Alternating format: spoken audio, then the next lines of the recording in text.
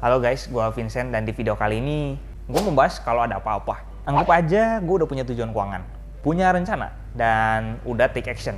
Alias udah ada tindakan yang gue ambil untuk mendapatkan tujuan tersebut dan mengimplementasikan rencana gue. Sayangnya itu aja belum cukup, ada yang kurang gitu. Apalagi sih yang kurang? Jawabannya adalah kemungkinan untuk gagal kalau ada apa-apa. Di buku The Psychology of Money, ya ini buku udah sering banget gue bahas, jadi ya yang belum nonton videonya boleh cek pembahasan tentang buku The Psychology of Money.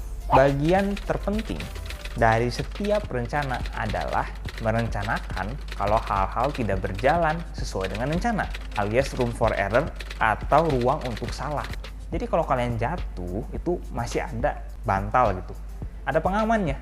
Buat yang belum cek video juga tentang kesalahan, ya itu gue udah pernah bikin videonya, jadi jangan lupa cek video tentang kesalahan. Tonton deh, itu pasti ngebuka atau ya memberikan kalian sebuah pemahaman tentang cara memandang kesalahan. Jadi jangan lupa cek videonya. Morgan Housel bilang, margin of safety, or you can also call it room for error, or redundancy is the only effective way to safely navigate a world that is governed by odds, not certainties. And almost everything related to money exists in that kind of world. Ruang untuk salah atau pengulangan adalah satu-satunya cara untuk menavigasi dunia yang diatur oleh ketidakpastian, bukan kepastian dengan aman. Ya ibaratnya dunia kita tuh memang digerakin oleh hal-hal yang nggak pasti. Hal yang kemungkinan terjadinya kecil gitu bisa aja terjadi. Tahu-taunya beneran kejadian dan akhirnya mengganggu rencana kita. Balik lagi, kesalahan tuh terkadang nggak bisa dihindari. Kita udah buat rencana nih sebaik-baiknya supaya nggak gagal. Wah, rencana bikin.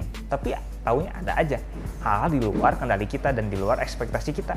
Pentingnya punya ruangan untuk salah, membiarkan lu bertahan menghadapi berbagai macam kemungkinan atau potential outcome, dan daya tahan atau endurance membiarkan lu untuk bertahan cukup lama sampai the odds are in your favor, atau sampai peluangnya tuh menguntungkan bagi lu, peluang berhasilnya muncul. Nih contohnya, kalau gua rugi dari investasi gitu, kalau gua udah nggak punya duit lagi ya gua udahan, game over. Gua nggak bisa investasi lagi ke apa yang gua mau karena kan gua udah nggak ada duitnya.